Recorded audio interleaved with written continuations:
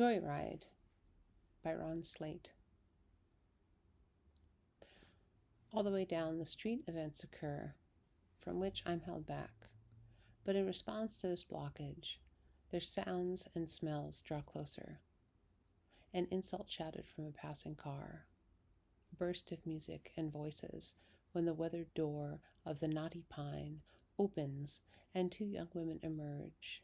They came out from the tavern and paused on the sidewalk besides a black and white idling at the curb. The two cops had disappeared around the corner to lift a trash bin tipped into the gutter as a prank, and the woman scrambled into the police car and sped away down Hancock Street.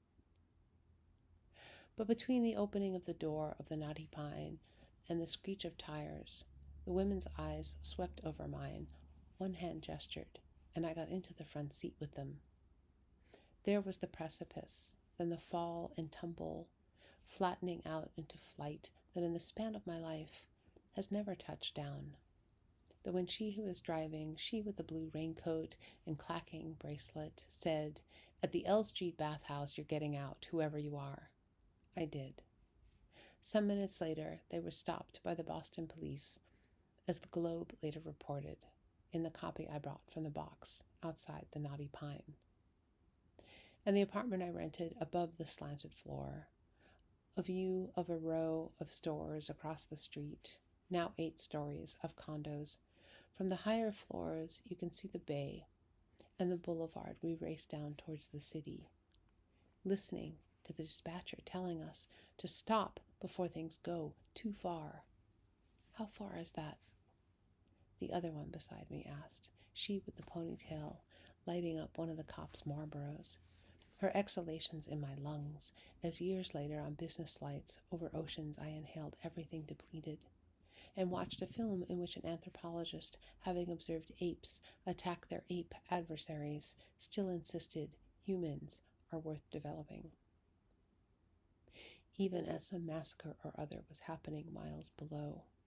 The refreshment cart coming haltingly down the aisle, which makes me recall that the cops had also left behind, what else?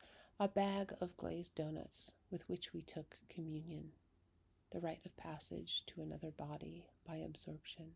And truly, I've been so many persons and have carried them with me, from the beginning like some winged transport, de-iced every morning and feeling upon waking as if someone has been driving my car all night and tossed her trash into the back seat, while in dreams I eluded my enemies.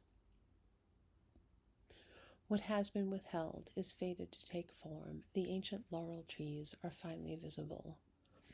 All the way to Madeira I went to witness them, and the footpaths and irrigation channels, craving for the memory and the bodies of the landscape.